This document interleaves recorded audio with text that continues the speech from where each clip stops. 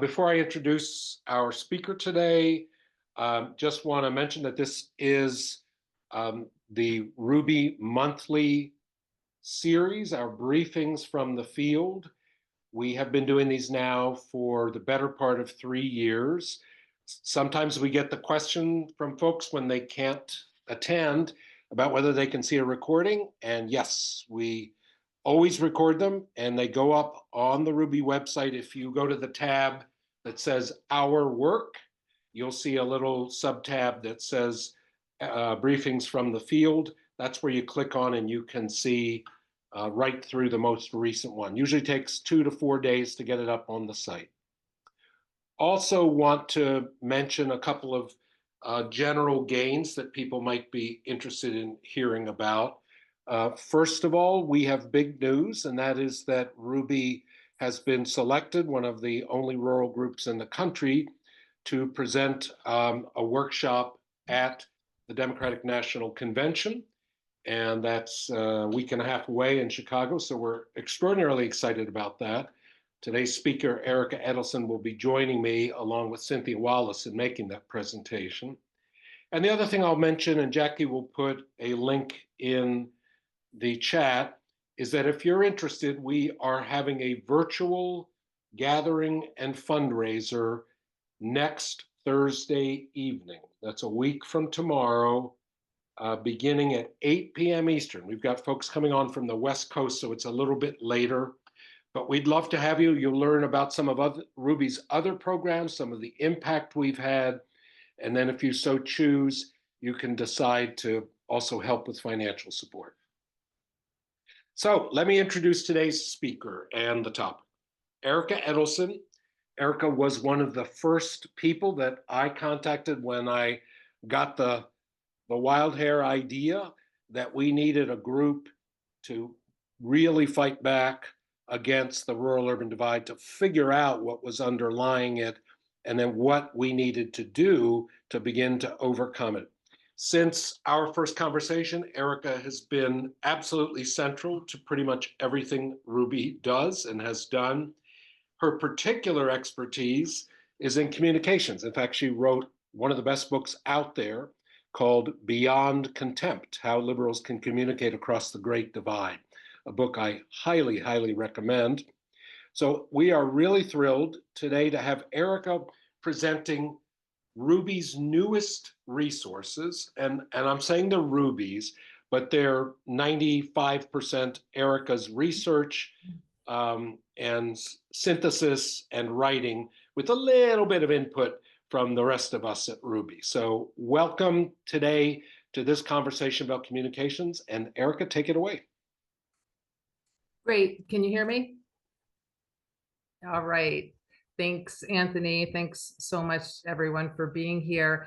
So as Anthony mentioned, what I'm going to be doing today is walking through parts of two of our most recent reports, our two most recent reports. The Back Road to 2024. This report is really about campaign activities with just a little bit about communications. And then the Talk Like a Neighbor report is the one where we go into a deeper dive on communications. With both of these reports, there is a companion guide that goes along with each. So if you see something that piques your interest, you'll find a lot more detail about it in the companion guide. So check those out. And I also want to mention that with both of these reports, they are not comprehensive guides to running a campaign. There's other resources that cover those kinds of nuts and bolts. But so these reports are more like supplements to that, where we've really chosen to focus on campaign activities very specifically that are depolarizing. That is the North Star that is guiding all of our guidance in both reports: depolarization. And the reason for that is that Democratic candidates are going into every rural race with two major disadvantages. The first is that even though most candidates know better than to go around insulting rural people, the same, unfortunately, cannot be said about the liberal media and entertainers. So rural voters have seen too much of things like this.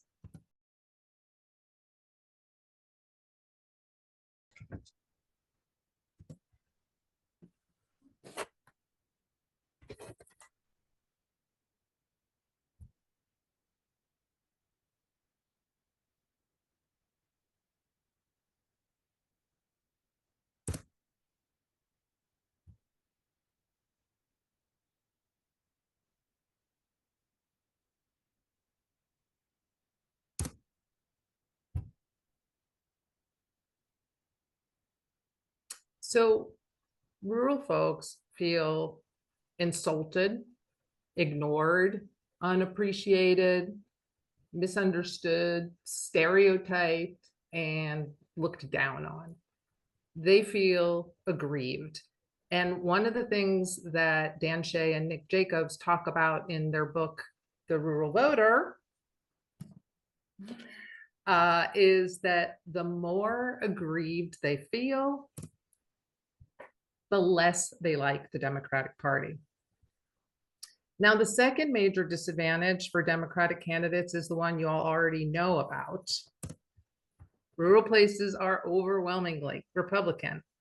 And that means that polarizing campaigns are pretty much doomed to fail, because rural voters, when they hear something that sounds like a partisan attack on Republicans, they're either like, oh, well, I'm a Republican, so, you know, you can take your Democratic talking points and just shove them. Or they might say like, well, I lean Republican, and that really sounds pretty harsh and nasty, so I'm not going to listen to you. Or third option, well, I'm kind of ideologically middle of the road, and I don't like the partisan bashing and finger pointing.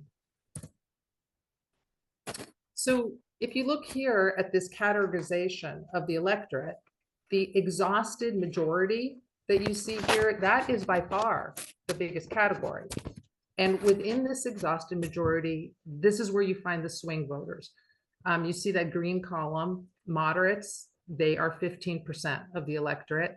And then to the left there are the politically disengaged, and they are 26%. And they have a very strong aversion to toxic partisanship. You can see that again here, with an overwhelming majority of voters saying that presidential campaigns are too negative and not focused on important policy debates. And even worse, they don't think politicians care about voters like them.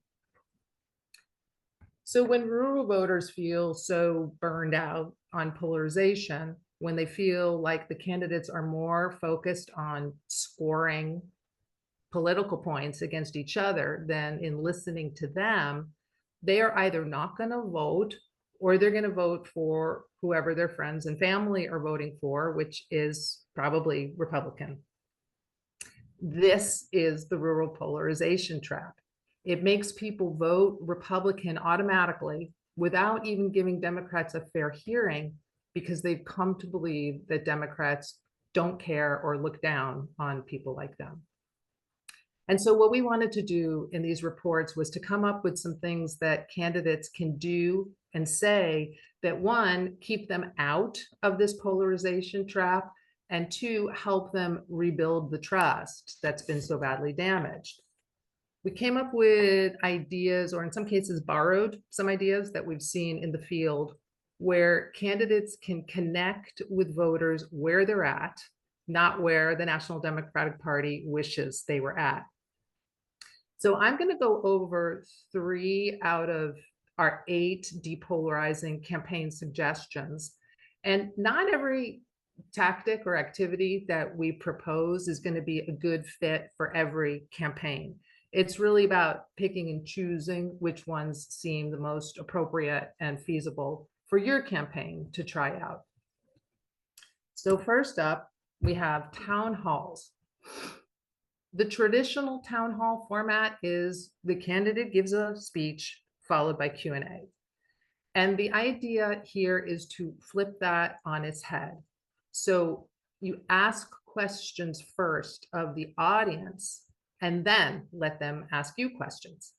And just like with door knocking, this is an opportunity to take an interest in people's lives and really show that you have empathy for them and their community and what they're going through. And also that you respect whatever ideas that they might have for how to improve their communities. Overall, it shows that you know how to listen. So here's a few quick examples of the kinds of questions that you might ask during a town hall.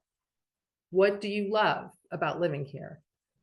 What do you see as the biggest problems of living here, and how has that affected you or your family? And then how did it affect you when the factory closed? So we've got a bunch more questions in the report, but really, if you know your community, you're going to be way better than we are coming up with questions. The next is information only mailers. And this is my absolute favorite because it is 100% non-polarizing. And it's been shown to be particularly effective with people who don't vote very often and who don't know much about the candidates. What you do here is that you create a nonpartisan, very plain vanilla, no frills mailer that is ideally sent by a neutral sounding organization, like the Center for Voter Information. And it spells out each candidate's position on the most important issues to that group of voters. And this is a great way to make voters aware of some of your opponent's unpopular positions without starting to, put out the gladiator vibes. So here's an example from Connor Lamb's 2018 campaign. And sorry, I know this is very hard to read, so I'm just going to give you a little taste of what's in here. It says, do the candidates support requiring insurance companies to cover pre-existing medical conditions? Republican Rick Saccone, no. Democrat Connor Lamb, yes. And then it uses that same format for two other issues. And that's it. It's very simple. We are going to have our September briefing be a training on how outside groups can create and distribute these mailers, these kinds of information only mailers. So stay tuned. It's going to be fun. Next is constituent services. Some of you who are familiar with our Community Works program, this is going to sound familiar. The idea here is to offer some basic services to the community. What exactly you offer really depends on the skill sets of your campaign volunteers. But the great thing about it is that it will bring in new volunteers who are going to be energized to do the things that they love, where they maybe didn't want to door knock or phone bank, but drive elderly folks to the doctor, give people free haircuts, repair busted brake lights on people's cars. There are probably folks who would be very excited to do that. And it will generate a lot of positive vibes around your campaign.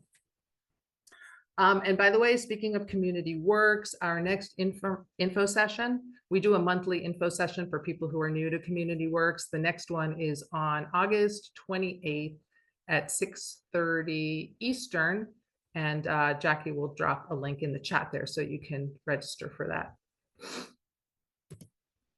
Okay, so now I'm going to move on to the second report, Talk Like a Neighbor. And let me just mention the Talk Like a Neighbor companion guide is where you will find a lot of word for word language on hot button issues like immigration, guns, abortion. But what I'm going to talk about here today are more general communication principles. And then you can look at the specific language later if you want to. We have distilled 9 best practices for communication based on our interviews with successful rural candidates, and also from messaging polls and research done by a few groups, mostly the Winning Jobs narrative and Galvanize Action. So I'm going to talk now about 3 of the 9 communication principles. The first is to compare and contrast yourself from your opponent instead of attacking. I know there is always a huge temptation to want to tell voters how horrible your opponent is. And the data is kind of mixed about whether negative ads are effective, but the weight of evidence really now seems to be leaning against negativity. And what is great about the contrast ads is that you get all the benefits of an attack ad, but none of the downsides, because you still get to tell voters about the unpopular positions that your opponent is taking, but you're doing it just in a straightforward way so that voters can really digest what you're saying and not get defensive about it and not just want to immediately throw it in the garbage because they're so exhausted and disgusted with all the partisan sniping. So I'm going to show you an example of what I'm talking about.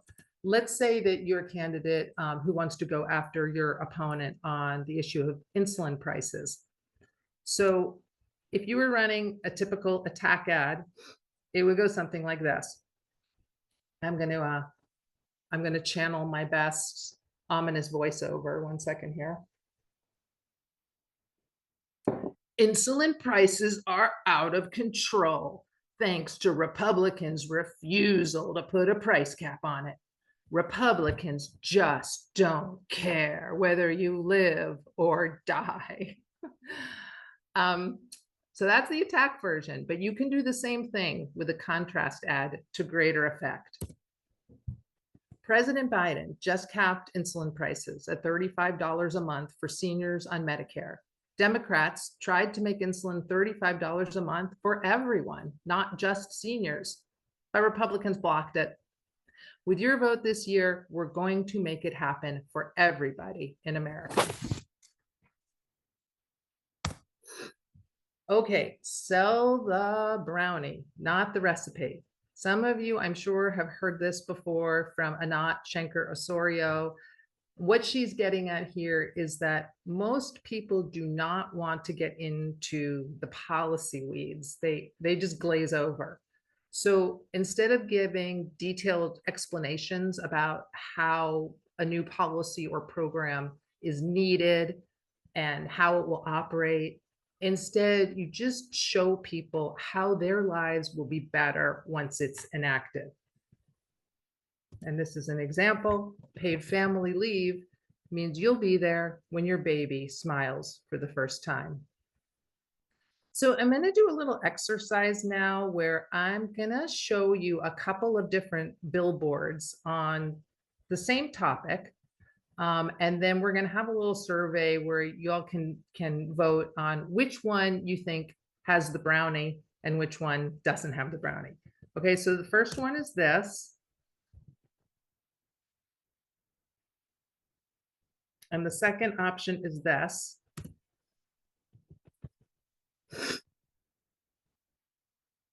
Okay. And let's see the results. Okay, yeah, 80% said the guy with the hard hat was the brownie, and 13% said the second one. And I agree. The one with the hard hat was selling the brownie. Let's go back to that and look at it for a second. Yeah, I thought he was cute, and I'd rather look at a human than just a billboard with writing. Mm-hmm. So there was the humanizing element to it. Great. Let's see. Barb Conley.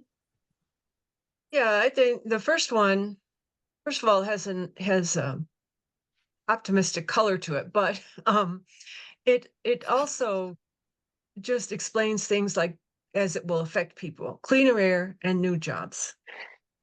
Right. So that's the brownie. That's how my life is going to be better because I'm going to have clean air and we're going to have a lot of new jobs, and who could be against that? Those are just great things. Let's see, Maureen. Yes, I liked the first one because it had less text. The font is bigger. It's easier to read as you're driving by at 70 miles an hour or wherever you see it. Honest to God, almost all Democratic ads have too much text. End of my story. Okay. All right.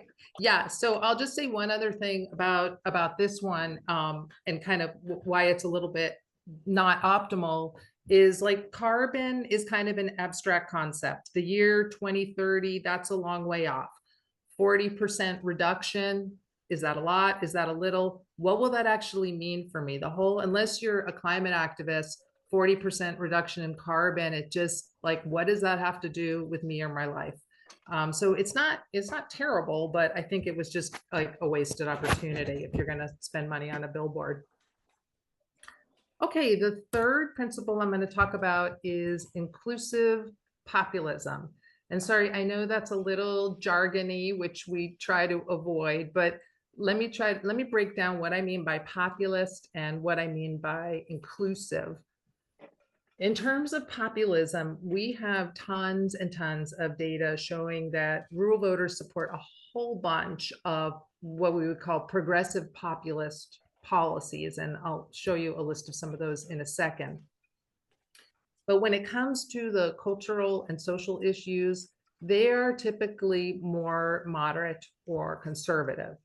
So we at RUBI believe that it is strategic to focus on the issues that make people want to vote for you and to downplay the issues that make people want to vote against you. Downplaying doesn't mean ignoring. You still have to have a position, even if it's an unpopular one, but it doesn't have to be front and center.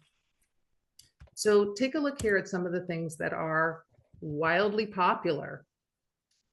Banning junk fees, tax the rich, right to repair farm equipment, supporting family farms over big ag, and cracking down on monopolies. And there is a lot more where this comes from. This was an Rural Democracy Initiative survey, which we link to in the report. It's really worth checking out. There's a lot of good stuff in there that you can use. And the survey is really good news, but it's not really all that surprising because rural America is predominantly working class. And working class people are heavily focused on economic concerns.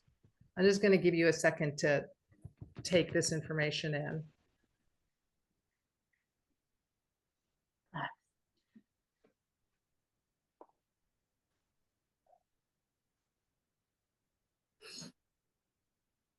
So you can see very strong bread and butter focus. And that goes for all working class people, rural and urban, Black, white, Latino, and youth. Let's just take a look at youth priorities that were just polled recently. It's really clear that the kitchen table dominates. So if we want to win the votes of working class voters who we have been losing badly for a long time, it really makes sense to lean into the areas of agreement. Okay, so that is the populism piece. As far as the inclusive part of inclusive populism goes, what we're getting at here is that most people are more likely to support things that benefit them personally. Right now, the norm on the progressive left is to talk about things in terms of racial disparities and to try to persuade people to support something because it'll help Black and Brown Americans who have suffered the most. And that works great if you're talking to progressive activists, but they are at most 8% of the population. So it's better to use universally inclusive language with everyone else. Let me show you an example of this that was tested just a few months ago. So these are two different Biden statements. Okay, the first one, he said, America's comeback is building a future of American possibilities, building an economy from the middle out and the bottom up, not the top down, investing in all of America, in all Americans to to make sure everyone has a fair shot and we leave no one behind, no one behind. And that was really pretty popular. And then he also said, a record of 16 million Americans are starting small businesses, and each one is a literal act of hope, with historic job growth and small business growth for Black and Hispanics and Asian Americans. 800,000 new manufacturing jobs in America and counting. Where is it written we can't be the manufacturing capital of the world? We are, and we will. And that one didn't go over quite as well. Would have worked on me, but he didn't need my vote. He already had that. Here's another example. So the winning jobs narrative tested two different ways of basically saying the same thing. And here's how Latino voters reacted. So first they said, Joe Biden believes working people like us play a vital role in our economy. And that moved the needle a little bit toward wanting to vote for Biden. But then when they said, Joe Biden believes hardworking Latinos play a vital role in our economy, when they put it that way, it actually turned Latino voters slightly against Biden. I know that seems surprising, but that is what they found. Okay, so to wrap up now, what I'm going to do is show you a few pieces of political content, and then you're all going to get to weigh in on whether you think it's effective or not. So we're going to do some more of those surveys. Okay, we won't do the poll on this first one. Let's just have some discussion. But the question is not whether you personally like this and are like, yeah, but whether you would predict that it would resonate with the audience that you need to reach. Let me just get some hands for people who would like to comment on this. Can you hear me now? Yes. I'm thinking two different things. I mean, one, understanding a phrase like fascism is on the ballot, or having that resonate with you means that, you somehow think about very big picture, how all the pieces of the government fit together or what have you, right? Which is very far from people's everyday life experience and the things that are motivating them. But I think particularly in this period of time, one of the things that's especially dicey about this is that Republicans have become so adept at taking this language and turning it around inside out, right? I mean, Donald Trump is up there calling Democrats fascists, right? And this is part of, trying to obfuscate the meaning of these very abstract words, so that at best they have no impact on people. Yep. Thank you. I agree with all of that. Pam, what say you? Yeah, it's terrible.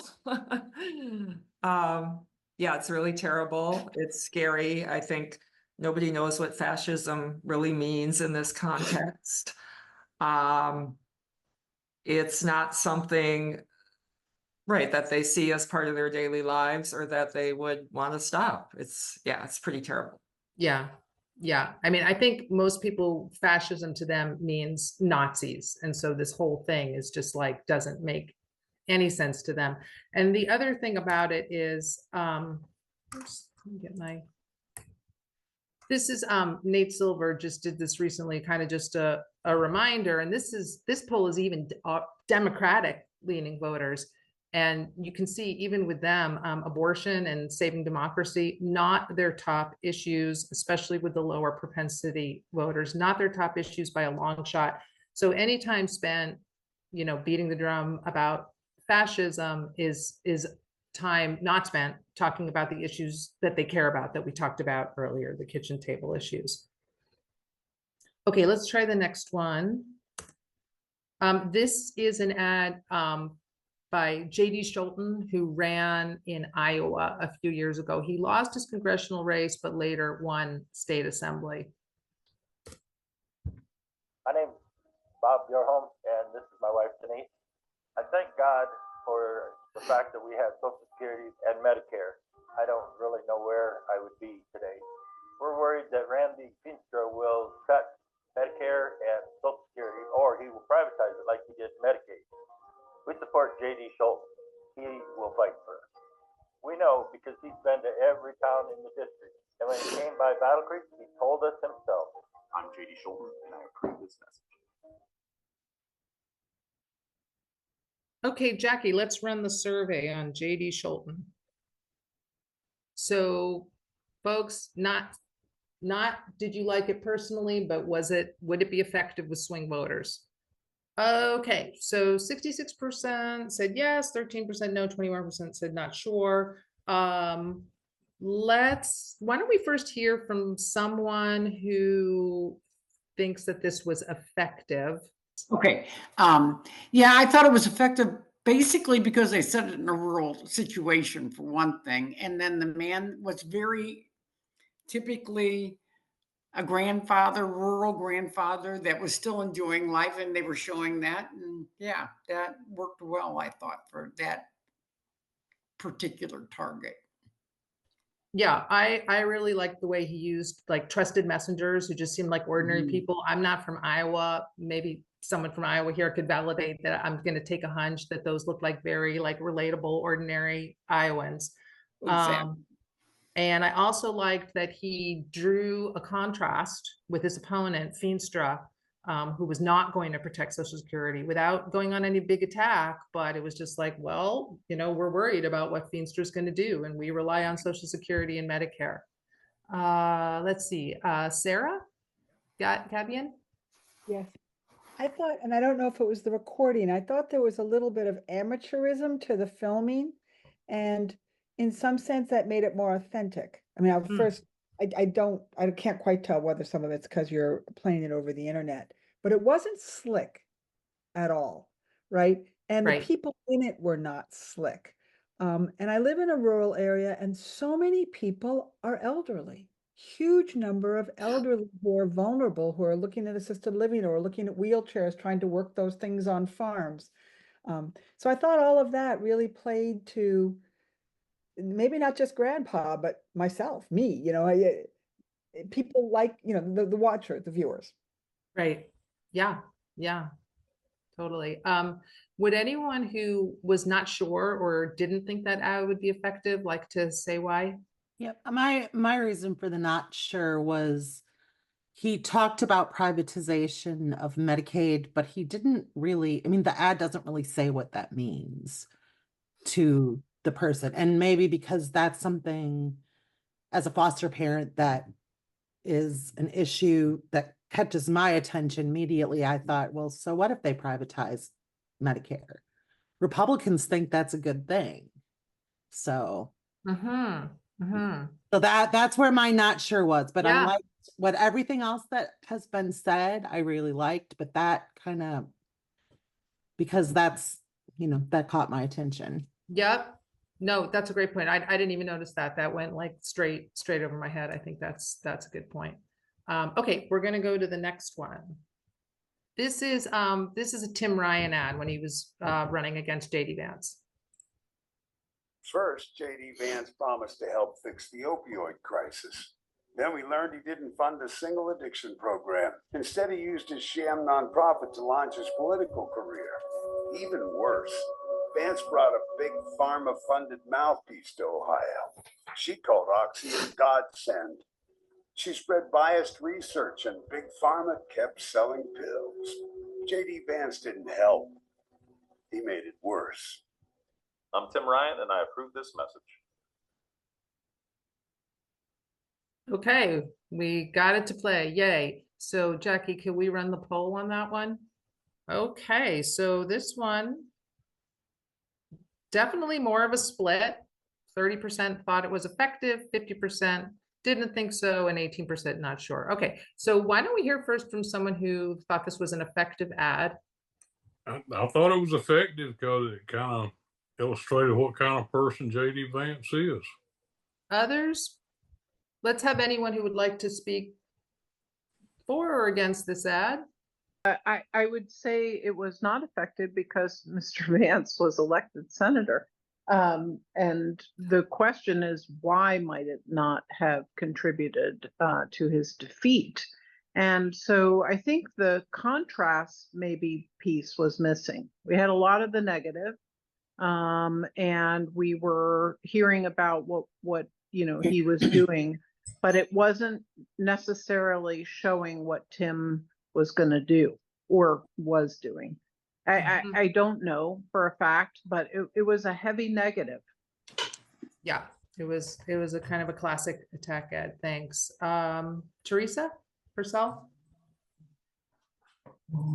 Yeah, thank you so much. I think that the reality is that we see so many of those ads that look exactly like that, with the grainy, visuals and kind of just the super negative, that people just completely tune it out, because it just becomes overwhelming when you see during campaign season, you just see a million of those that look exactly alike, and there's nothing that makes it stand out as to really even listening to the content. Yeah. So I agree with the previous speaker and with your comments. We've got to get a lot more creative in how we do the political advertising, because it all just looks exactly alike and it's super dull. Yeah. Thanks, Teresa. And I think, Mac, you had led off by saying, well, it showed JD Vance's negative character. And I think it potentially did that. My fear is that it primarily did that for people who were already predisposed to think that JD Vance was of low character and no good. But for people who weren't already on that side, like Teresa said, I think it probably just hit them as like, ugh, this is just the Democrats bad-mouthing the Republicans again. But let's hear from some others. Tracy? Can I respond to that? Oh, yeah, go ahead, Mac. Yeah, I think failure to counter false narratives is one of the big problems the Democrat Party is having. I'll go back to Mexico, not paying for that wall. If you started there, we might not have the problem we have today. So there's a lot of false narratives out there, and I object to being, painted in some of those characterizations. And I also dislike the fact that our party leadership is not, taking on some of this. So that's my 2 cents. Yeah. So I hear what you're saying about how frustrating it is when false narratives go unchecked and the importance of countering them. I think that what I see as the benefit to contrast ads is that it does give you a way to counter the narrative, but not in a way that's like going on the attack and is going to put people on the defensive. You simply give people the information, like, this is what I want to do about opioids. This is what JD Vance tried, and it really didn't amount to anything, and just if you just like state it factually without all of the, the zombie apocalypse soundtrack and the scary voiceover and all those other features that, like Teresa said, are just kind of cookie cutter attacks. And I think you are able to give people the information that they need. Let's see, Tracy Donovan. Well, I just I thought it was effective because I didn't think it was all that negative. It seemed just kind of like giving the specifics of how things had gone and leaving it at that. Mm-hmm. So, but I hear other people, and I mean it didn't say, it didn't give the comparison of what the other candidate would do. So I can see everybody's point too. Yeah. And the comparison, and this is, to be real, it's like very hard to do much of anything in a 30-second ad. Like, it's just a really lousy format. And so can you, really like contrast yourself and say what you want to do and all that in 30 seconds? Not easy. But I think, like, if I were Tim Ryan and I knew the opioid crisis to be, such a huge issue in Ohio, I would feel like it would be really important to make sure that voters know that I care about the issue, like to really like lean into the empathy with people who are struggling with this and have had their families devastated. And I think when he went straight for the jugular with Vance without saying anything about like how he, recognizes the gravity and horror of the problem, I think that was a missed opportunity. I'm just going to stop my share here. And that was going to be the end of it, and it was going to just lead into our discussion. So here we Right. go. Cool. So let's go ahead and open it up beyond the particulars of the ads that Erica shared or other things she's already gotten comments on.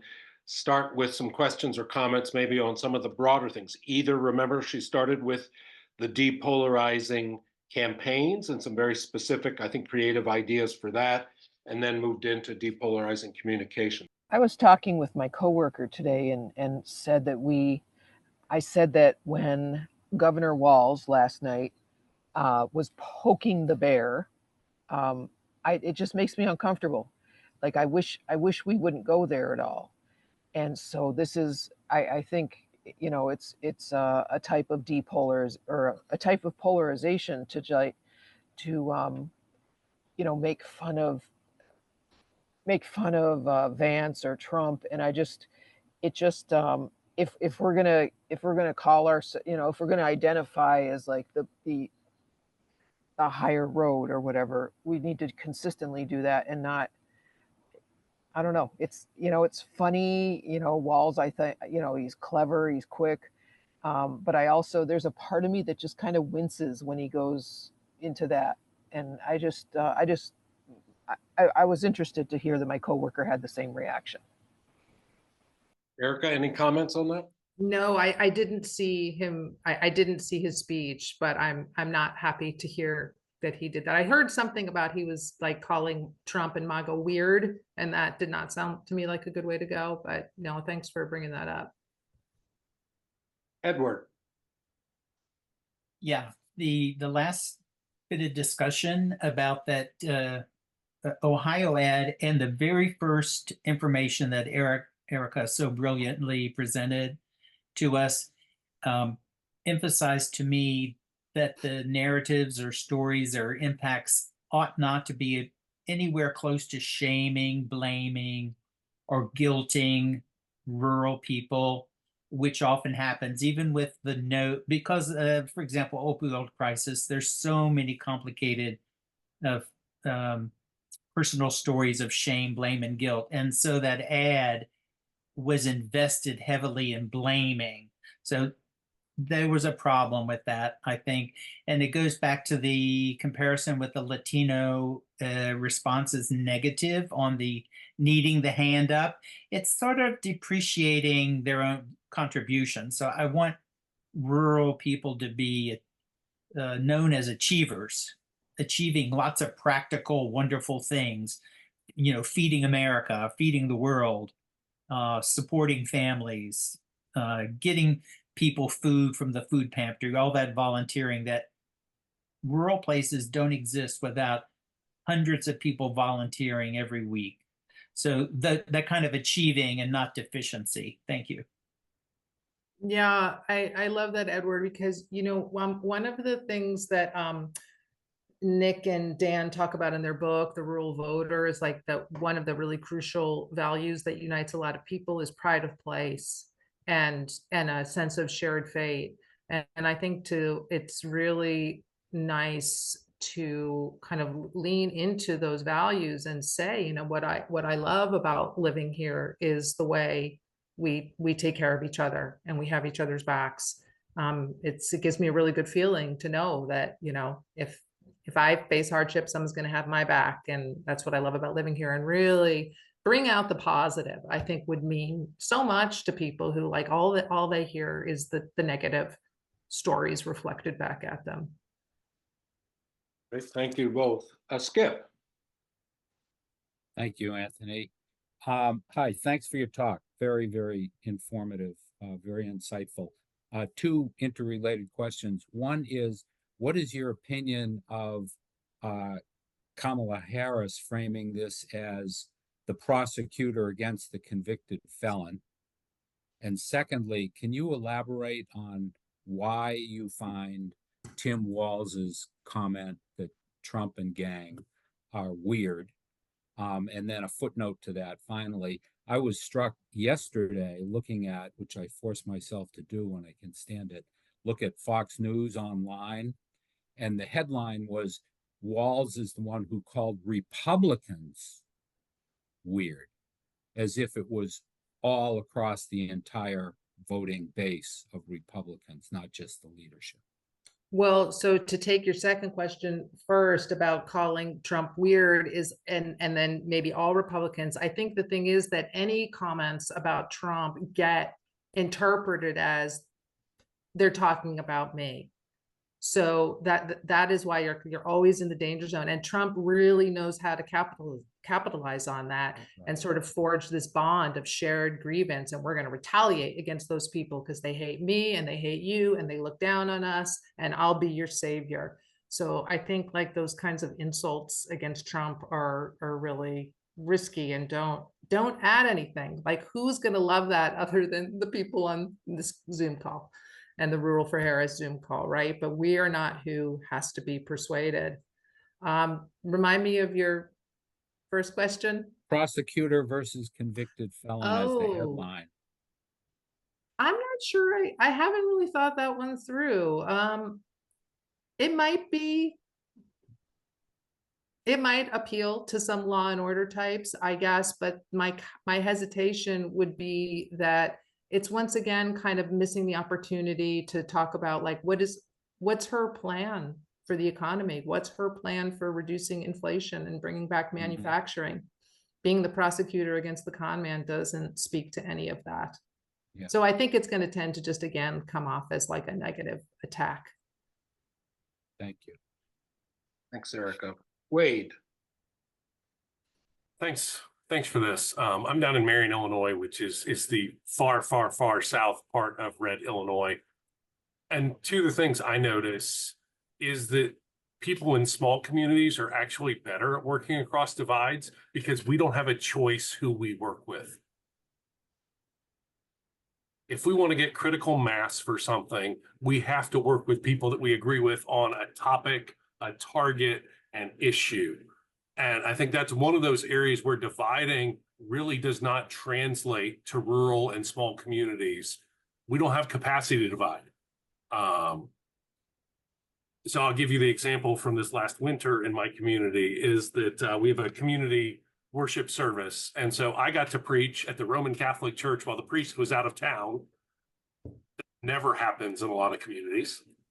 And then the next week, the priest preached at the Community of Christ, which is the old Reorganized Church of Jesus Christ of Latter-day Saints.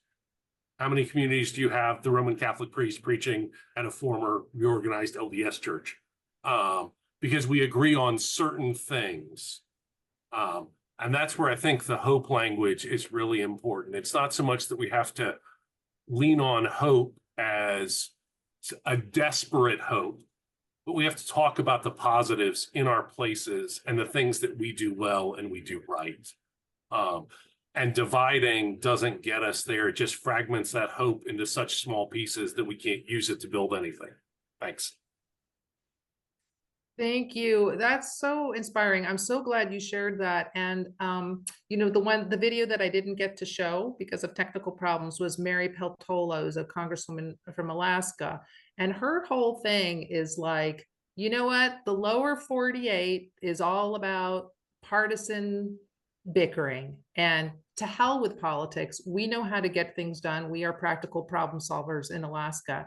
And so I think, you know, that's the depolarization language that I think can be so effective where she is. And it sounds like where you are too.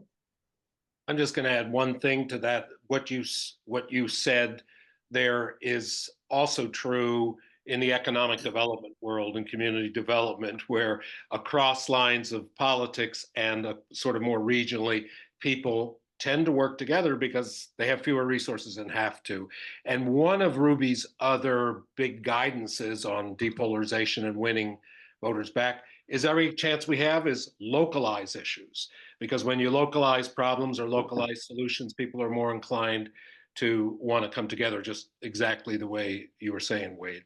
We've got several more questions. We're at 2 minutes before the hour. Anybody who wants to stay on, it'd be great to have you. Mac, I'm going to come back to you after some other folks who've not yet had a chance to ask a question or make a comment, but I'm going to go next to Bruce. Yes, thanks so much. Everything that's been said about effective techniques makes entirely logical sense to me. But here's the dilemma. I think these are not the techniques that Donald Trump uses extremely successfully. Now, and that, I think, for me, is sort of the dilemma. Putting it differently, there are a lot of things that make sense to me as far as appealing to people, persuading people, getting people to vote for you. But they're totally different from what Donald Trump has been using with immense success. And so that for me is the dilemma. Yeah, I mean, Donald Trump seems to have a superhuman ability to get away with things that no one else can, including being incredibly nasty. But, I have also heard so many people, including some of his own supporters, say that they are supporting him not because of that, but in spite of it. They don't like it. They're like, get off Twitter, shut up, stop saying all these obnoxious things. But they do like some of his policies and some of the things that he says. So I guess just in my heart of hearts, I don't believe that we're going to win by trying to like out Trump or replicate his style. I think we really have to forge our completely own authentic alternative. And I'm going to add one thing to that, if I can, Erica, in response, Bruce. Two pieces. One is that remember that in all of this stuff that RUBI talks about, we are not suggesting that this is going to change hardcore MAGA folks. We're looking primarily at that persuadable group, and the data shows that rural voters are the most persuadable. We are a society that's not very persuadable, where most people are in their camps, but there's still a few tens of millions of people that aren't quite sure. And so that's where we're doing it. Trump's approach, all of his nastiness and all of the counter to what Erica said, has clearly worked with about 40% or so of the population. We're not going for them. We're going for the people that are still not sure and are potentially persuadable. So I think that's one really important thing to keep in mind. I'll skip over my next point there and go to our next question, Murray. Okay, yeah, mine was kind of along that same line, and Bruce asked my question, so I'm just going to add a little piece to that. I think people have to remember where Trump is coming from. Roy Cohn was his mentor, and that answer was to attack all the time, never surrender, never apologize. But I think now what's happening is people are getting tired of it, even the people that support him, and they don't see things that are really helping them. And I'll use the example like the economy. The Trump tax cuts don't help average people. They don't help rural people. They don't help most of us, probably everybody on this call ultimately. And I think enough of that, when you talk about contrast, needs to be shown that you don't benefit from this. You may like the noise that's coming from him, but ultimately it doesn't help you. So I think if you point those things out, that helps. So thanks. Very good, Murray. Yep, thank you. Any thanks. comment, Erica? No. Okay. So we've got Beth, Bev, and then back up to Mac. So Beth, go ahead. I just wanted to say quickly that, well, first of all, great presentation, Eric. Thank you. And I especially loved the part about the things you can do kind of programmatically that preceded the stuff about messaging. I think the messaging stuff is more difficult because, at least when you're dealing on a national campaign level, it's hard to address a lot of different audiences, right? So even if you're looking now at, I mean, I don't love Kamala Harris's prosecutor versus criminal thing, but what it's doing effectively now is it's quickly mobilizing in a compressed time frame. It's enabled her to really quickly mobilize activists that she needs to get out and support her campaign. That messaging probably needs to morph, right? But I wanted to go back to something that Wade said about the practicalities.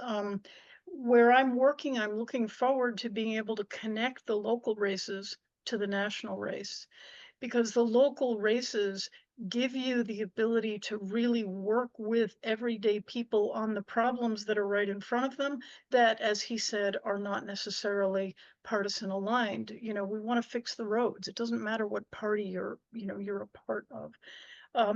And so I think the messaging thing is more complicated because we do in fact have to address a lot of different audiences simultaneously. Yeah, definitely. It's a huge challenge, and we're the, the big tent party, or aspiring to be, so that makes it all the trickier. I think the messaging guidance that we put out, we weren't necessarily thinking that Biden or Harris was going to pick up on it. So it was more oriented toward the local and state campaigns, where it is easier, particularly in a local race, to focus on local issues. That's, oh, our hospital is going to close, or we need broadband, or whatever the hot local issue is great to focus on, because those tend to be the ones where you're going to find common ground. And who knows, maybe we'll end up getting a reverse coattails effect, if local candidates are really leaning into those issues, and they are the Democrats. A girl can dream. Nice. Bev. Hi there. I just wanted to comment that I've been speaking with a lot of former Trump supporters who are not 100% sure about the Democratic candidate, but they're feeling very alienated, that we're not welcoming to them, and that there's still a lot of messaging that's shaming them.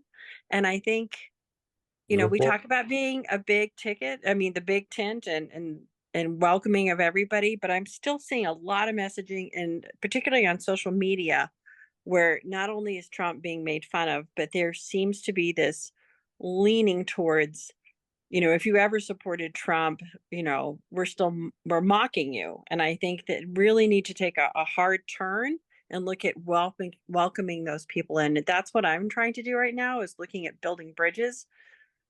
But I think the messaging from the local committees on up needs to be more inclusive, and that you have a space. We're not going to judge you for who you voted for in the past. Oh, thank you so much for saying that, Bev. I agree 1,000%. And the last example that I was going to share with you all before I gave up was a sign. This was a homemade sign. This was not put out by the Harris campaign, but it was a yard sign that said Harris, obviously. Okay, so we can all chuckle on that, sure, very clever, but it's exactly what you're saying, Bev. It's like, oh, obviously, all the smart, decent people are voting for Harris. If you ever even would consider anything else, you're a lowlife. And I think, that's just what you were talking about, Bev. We don't. That doesn't help. It doesn't. And I would say, I was on the Rural Americans for Harris call last night, and I've been asking on Twitter if there's any merch for that. When I loved that, particularly because it doesn't mention being a Democrat. It's just a rural American for Harris. And I think we need more of that messaging, because my former Trump supporting friend, who considers herself a diehard Republican, is never going to want to come under the tent of the Democrats. But she needs space to be able to vote for Harris and to be able to assert that to her peers. Yeah. So thank you. Thank you for the call. You're welcome. Thanks, Bev. I'm going to go up to Mac. I've kept him waiting a long time. And then we have two more people in the queue. That's Wesley and Leslie. And at that point, we'll probably be approaching 5:15. So I think we'll call it at that point. So Leslie, you'll be the last questioner. So make sure it's profound, deeply insightful, and totally relatable. Okay. Mac, go ahead. Okay. Well, I've grown up in rural Georgia and lived in Georgia all my life. Worked for the railroad and Brotherhood of Railroad Signalmen. And I'm kind of old enough to remember when Richard Russell was a conservative Democrat. Sam Nunn was considered a moderate Democrat. I looked at your introduction about how you're trying to bring people toward liberals. And when I work with the Democratic group, it kind of infuriates me to be characterized as a liberal, because I consider myself moderate and conservative. And I don't think the Democrat Party is inclusive enough toward moderates and conservative people who would become Democrats. And the other comment is, it's easier to lose votes than it is to get them back. And we've done that with a lot of our conservative Georgians and our labor union members. You might have the leadership, you don't have all the members. So that's two comments there I wish we could work on. Thank you. Yep. Well, definitely what you said is true. And as far as, you know, leaning liberal and having the party be more tolerant of moderates, you know, at RUBI, we are more trying to support like any rural Democrat, center, left, whatever, to give them tools to run better campaigns. And so we're not really like telling people specifically what their position on different issues should be. We don't really see that as our role, but I think, you know, we are certainly willing to help people with a range of positions on different issues. You kind of limited yourself right here when you say getting liberal candidates or liberal leaning. You should be able to say anyone who's a Democrat, whether they're conservative, moderate, or liberal. Mm-hmm. Or if we're going to include everyone and get votes. So, yeah, appreciate that. We'll look at that for sure, Mac. Yeah, because that is no litmus test for RUBI. That is not like a condition that you espouse a certain set of liberal views to kind of be invited into our orbit. Not at all. So appreciate that. Yeah. Yeah.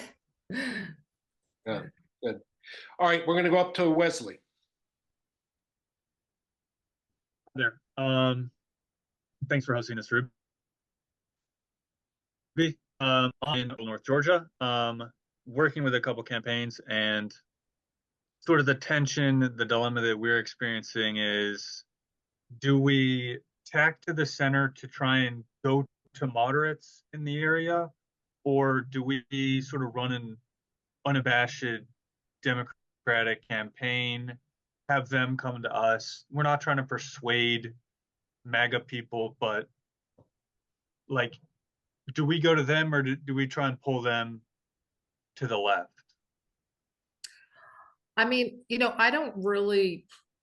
part of me doesn't really want to weigh in and say one way or the other. I think what I would say is that the information that we have about rural voters' views on issues suggests that they're pretty darn progressive on a lot of economic issues and pretty moderate to conservative on some of the social cultural issues. So if a candidate was just, you know, basing their platform entirely on that, you know, that suggests a certain pathway. At the same time, of course, candidates have their own beliefs and want to be, you know, true to themselves and have their conscience be their guide. So I can't give a complete answer, but I think anyone, you know, trying to be strategic about it should really look at what public opinion is on these different issues. Okay. And real quick, I don't think we're going to win. We're in like a 70-30 area. What should our objective be? Should it be long-term, try and just inch up 2% each year, each election? Should we try and just run numbers up for Harris in a red district?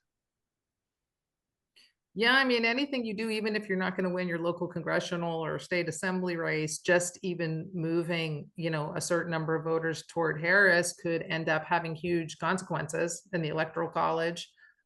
So I think it's always worth it. I also think it does make a difference, you know, if over the years or over the, you know, electoral cycles, if voters are waking up in the morning and seeing Republican won 70-30, and then a few years later they say, well, the Republican won 60-40, and then they say, well, the Republican won 52-48. I think all of that is like really creates a very powerful narrative where people start to think like, oh, hey, this isn't one party rule here anymore. I guess a lot of my neighbors are voting for Democrats, and we just keep inching those margins until it's 52-48 Democrat. And Wesley, I think it's also how we do that. You know, one piece that I would say the vast, vast majority of Democratic and progressive liberal group energy goes towards is just contacting voters. It's voter outreach, it's knocking on doors, it's phone banking, it's yard signs, it's all of which is necessary. If people don't even know who the Democrat is, that's no good. But RUBI is focused on something different, which is changing the approach of Democrats so that what we say, how we show up, the kinds of things we do are more appealing to the working class that we lost. As Max said, it is much harder to get voters back once you lost them. So that's the process we're about now, is getting those voters back. So some of it is certainly mobilizing liberals, liberals and progressives who haven't been voting. But for us, the long-term piece of what you're saying, moving from 70 to 30 to something closer to 50-50, involves taking a good look at where we've gone wrong and then addressing that in everything from language to policy to local engagement, and then actually addressing that so that people want to vote for us. Yeah. Okay, we've got Leslie. You're closing us up, Leslie. Okay, no pressure at all No there, pressure. Anthony. Just don't Really blow good it. to see you. Really good to see you. I can't inspire you more than the setting I'm in, which you can see is coming in. But I just, I put in the chat a thing, what are you voting for? Why do you vote? And it's a new effort that folks are trying to put out. I saw it on Rural Democracy Initiative, I think, originally, and the positivity, the hint by Harris and even Walz, right? Not to bash his pro. His positive message is there even with weird, right? But I think that you can carry it too far when it showers over everybody. So the point is to assert for yourself what you're voting for. And the way that we do that, especially in rural communities, but across the board, is really that we pick those issues where commonality is and where the threat is sometimes found, let's say water or other resource issues, or where the energy and excitement is around whatever it is, inclusivity in your community, et cetera. And I think Christine put up just now, when she was trying to answer Wesley's point, is that we have to also use our community values and outreach that you guys have going. And anyone who hasn't joined one of those sessions should, because again, it allows you to be positive, and Democrats are showing up just to do good stuff because it feels good to do good stuff. And I think the joy piece is what I want to lean into. That's really something that we see in all of our communities. And so struggling to find the balance of the contrast, right, that you're talking about, Erica, and the positivity from actually taking action and doing something positive. I don't know if that fits your bill, Anthony. It was really a tough thing you laid down there for me to end with, but that's my goal. And I can't thank you guys enough for how you are putting it all out there with tools and guidance for all of us to do that action. Thanks, Leslie. That's great. Erica, any final comments? Well, that was a great summary of a lot of what we went over, Leslie. Thank you. And Galvanize Action, who we look to a lot for messaging guidance, and they have a focus on moderate white women and specifically rural women. They always say, our women want to vote for something, not against something. And they make all their messaging positive, and it's extremely effective. Well, thank you so much, everybody. I want to just remind you again that if you're interested in Community Works, which is a vehicle for local Democratic committees to engage in practical, concrete, productive local work to begin to rebuild trust, just pop in the fourth Wednesday of each month. Meredith Dean, who runs the program, leads a session on Community Works at 6:30 Eastern, fourth Wednesday of every month. As Erica said, next briefing in September, we'll be talking about this idea of voter guides and how to use them in a way that is non-polarizing and effective. And then the last thing I'll say again is just extending an invitation to everyone to join a group that's going to be hearing about many of RUBI's other initiatives. That's a week from Thursday, 8 p.m. Eastern. And it's also a fundraiser if you choose to do that. We could sure use that support. So thanks again. We'll see a lot of you next month. And hats off to Erica for a fantastic presentation on 2 great new resources, both of them on the RUBI website, free to all of you. Thanks. And good luck in Chicago. Thank you. Thank you.